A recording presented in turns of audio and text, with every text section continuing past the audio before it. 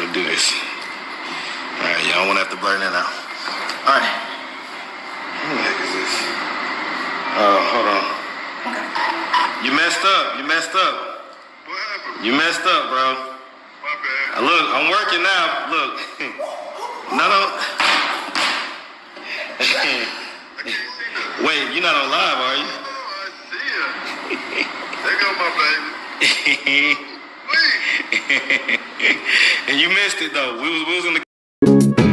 Let the band play. Aye.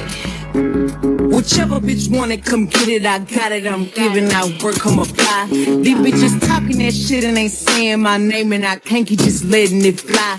They gotta sub, they gotta tweet, they gotta go get they hunger for me. If I was still doing broke shit, balance in favor of fair use.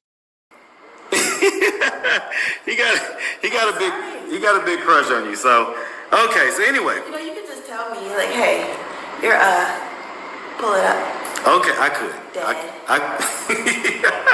Well, I was molested for a long time. Wait, what? Yeah, from my stepdad. From your stepdad?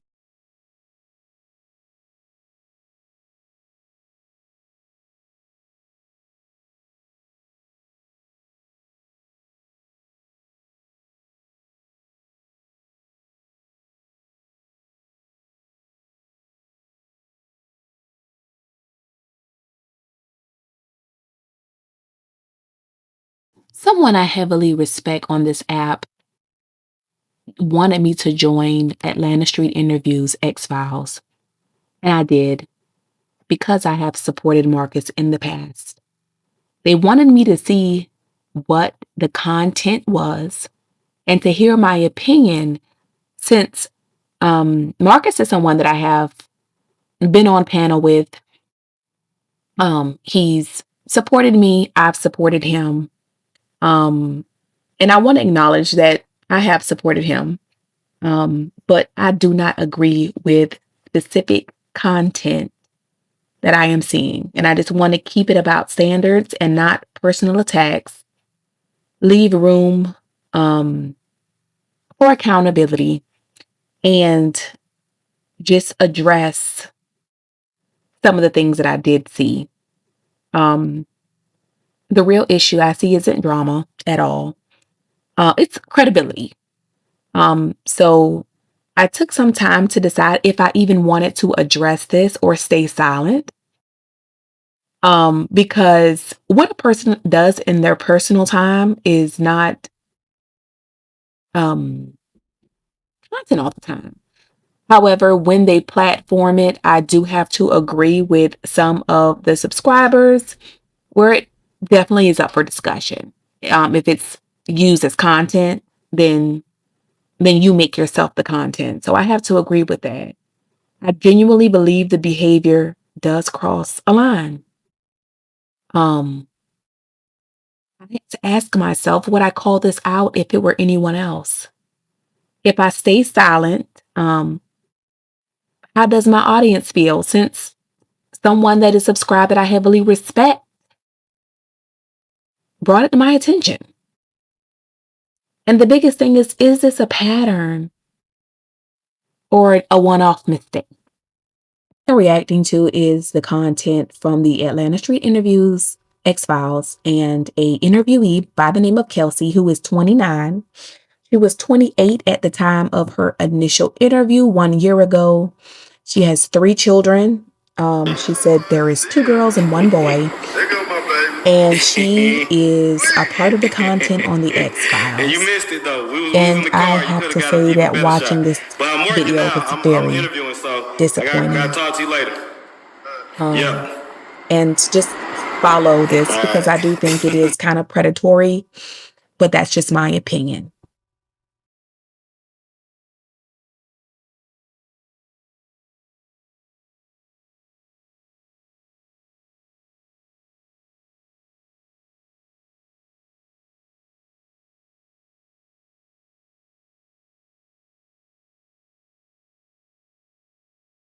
So I want to be clear and ask a very consistent question. Where is the line with street interviews? I'm not trying to cancel anyone. That's not at all the goal. I have defended this style of content before, of street interviews, but I've not supported videos that make me question ethics, standards, boundaries. I am clearly thinking, not reacting. I am a reaction channel, but this is not a reactionary response.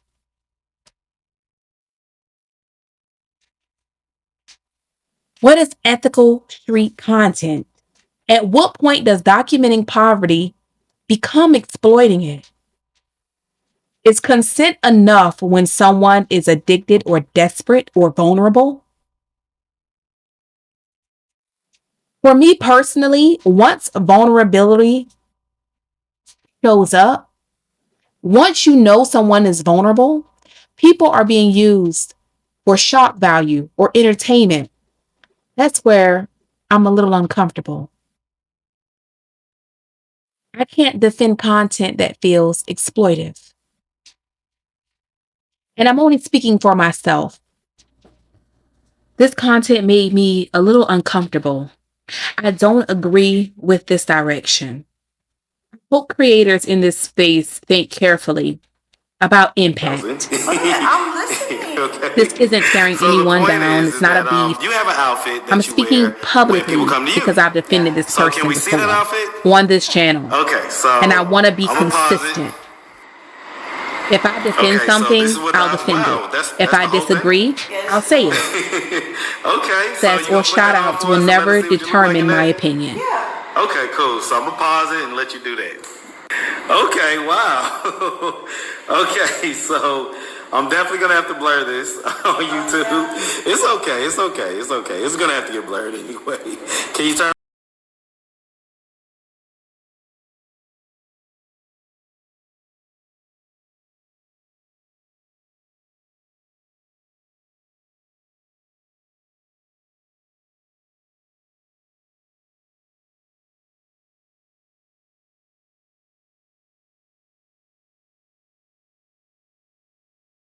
There is something that we don't talk about enough.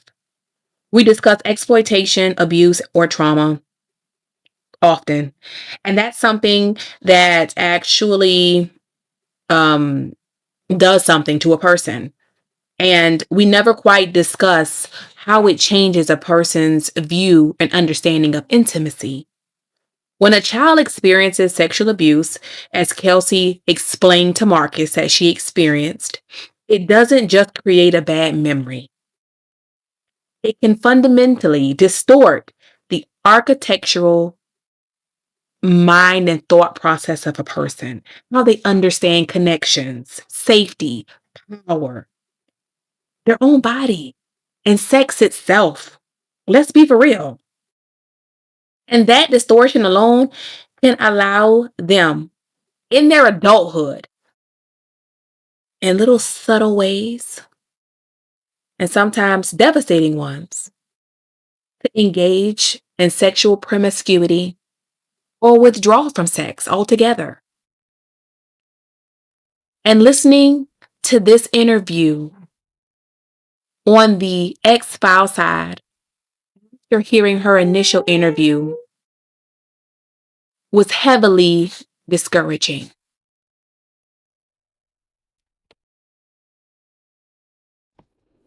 I don't want to overtalk about how your mind and brain deal with and process abuse. I'm sure all of us understand that when we experience trauma, especially early in life, when we are, corrupted by abuse, how our brains process trauma and the desire to survive. We are wired for survival. And survival adaptations are powerful. Kelsey has already stated that her doing S work was never hard for her because she disassociates. A child who experiences sexual abuse may begin to associate attention with sexualization. And that's what I see watching this interaction. They may equate closeness with obligation. I owe you. This is because this is what you want. They may confuse control with affection. Yeah, he hit me because he loves me. That's how he acts because he loves me. And when he's not beating me, it's because he doesn't love me. The nervous system does not process it as this is wrong. I'm slightly distracted. And I am so disappointed in Kelsey having 3 children. As far as it goes, right? We talked 10, about, 8, having a man and later on and 5 stuff like that. But what do you like doing that are besides in that need to, of a mother. get out of this lifestyle? Or are you comfortable just being in this lifestyle? Like, you tell me. I'm not comfortable. I'm not comfortable in it. I make myself comfortable because I gotta get my money. But I am furthering my education, learning skills, and so I can not do this anymore. Not use my body skills anymore and use my mind. So yeah, the nursing school, cosmetology school, and that's really what I got right now. Okay. Those are 2 huge, promising avenues that I'm taking. So. Okay. So definitely happy about that and proud about that. Why not just kind of transition into the OF so you don't have to.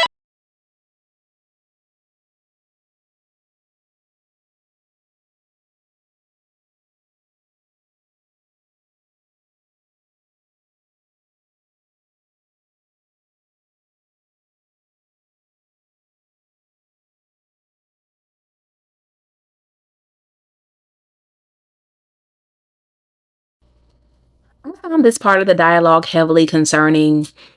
Kelsey just referenced that she no longer is really wanting to do sex work. She's wanting to do something else with her life. And unfortunately, I think those statements and desires to do something else went right over the interviewer's head. And he began to ask her about why not just do OF, OnlyFans, and the benefit, pros and cons, even though she just said she does not want to use her body any longer. Knowing her trauma from her initial interview, it was cringe AF because healthy intimacy is built on mutual vulnerability, right? Safety, emotional reciprocity, choices. Everything she's been through and is saying tells me that her early exposure to sex was rooted in a power imbalance of coercion. He said she blackmailed her stepfather. She used it as a tool at some point. Sex can become something entirely different. It can become a bargaining tool, which is what she's using it as. A method of control, a way to gain validation, or a means of emotional detachment. Like you say, just sitting on the couch. All things that I feel like Kelsey is in full display of, right? But then why would OnlyFans even be an option when we see that she has an unhealthy sexual background?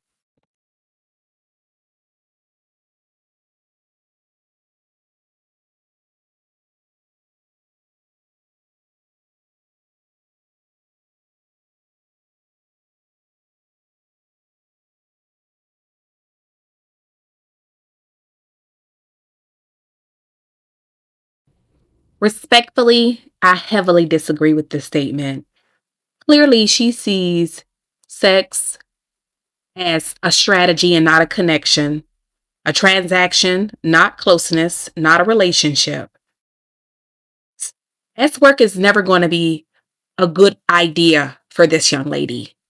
And the fact that she has expressed a desire to stop, that should have been encouraged. That doesn't mean that anybody who engages with her is being manipulative because she is of age. And when medicated, I mean, even with the cognitive disability, she's able to make decisions, right? But intimacy based on her looks like it's her blueprint for intimacy, right? Um, she's clearly been damaged before.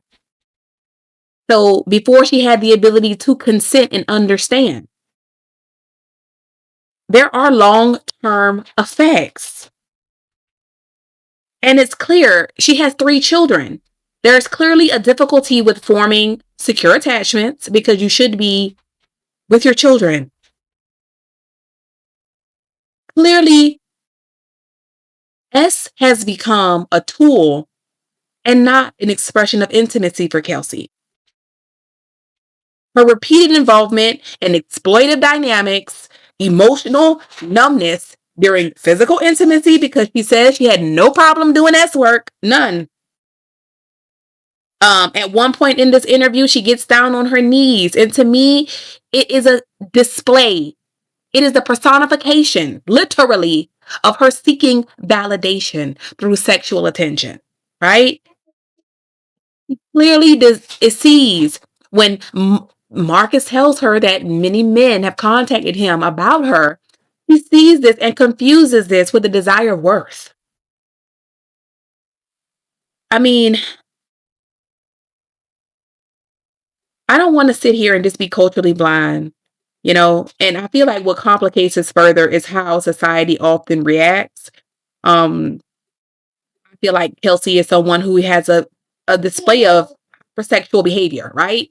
And people judge it. I asked these But questions there because I is know that there are some a people that ask very these questions, okay? interesting And background and doesn't come 3 off as dynamics that disgusting I'm to some of sure y'all, play so a I'm sorry pivotal sometimes, role. but just The I'm bipolar, doing my best, okay? So hypersexual, I'm gonna ask because it went on for so long. What were your the thoughts with this? In lestation, other the words, molestation, at we know any what that is, point did you kind of like enjoy it? and the drugs. There was a point with my stepdad where I started like blackmailing him. So you kind of turned it on him. Yeah. Okay, blackmailing him and to do what? To get me off of punishment, to give me things I wanted. And what would you do for that? I'd let him touch me or put lotion on me, things like that. Okay, so he never wanted to like penetrate you or anything like that? No. Okay. Specifically though, I'm talking about as far as Chris goes. Right, okay. Did you enjoy that with him? Yeah. You did? It got to a point where I did. Okay. Was it ever a point to where like you were the person that kind of wanted to do it? No. Okay, so he was always the aggressor. Right. But I guess at a certain point, because you had grew up this way, right? Because it had been happening for so long, because when you did tell your mom what her response was, I guess and you correct me if I'm wrong, but I'm imagining that you probably just resigned yourself to it happening. Right. Yeah, that's how it happened. Okay.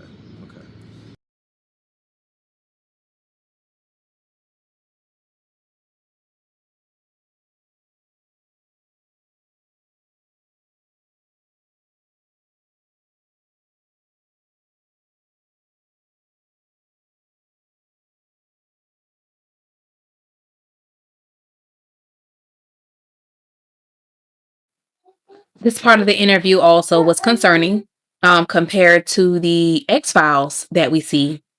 And I want to be very careful with my wording, and that's why I keep saying because I want to make sure that I voice this in a clinical, trauma-informed kind of way, that I'm being very sensitive with this subject, because it is very um important that I choose my words wisely.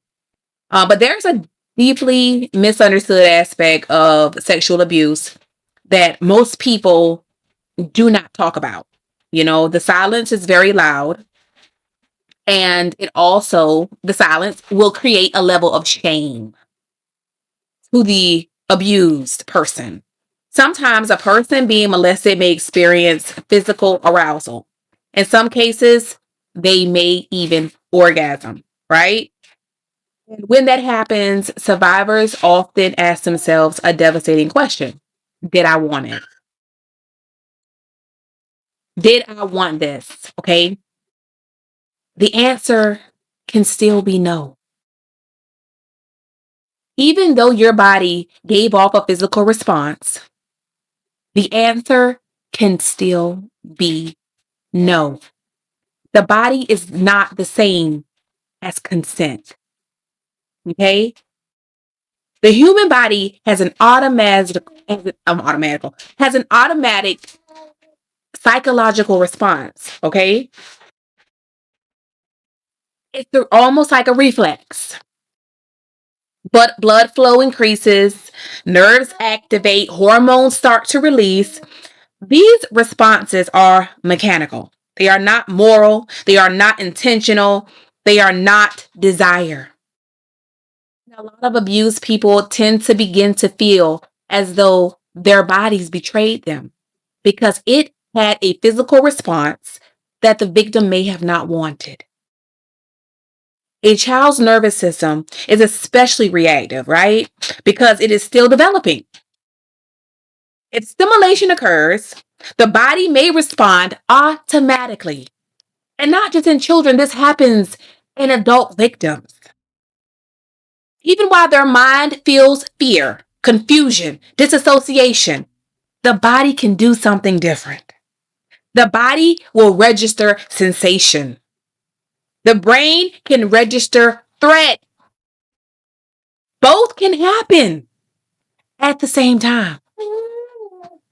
So the answer to that question that Kelsey does not understand is maybe you didn't want it. Just because your body responded, that does not equate that you wanted it, that I desired this. Before, I wanted to circle back around when we talk about the brain's ability to process trauma and attempt to prepare itself for survival. This is one of those examples.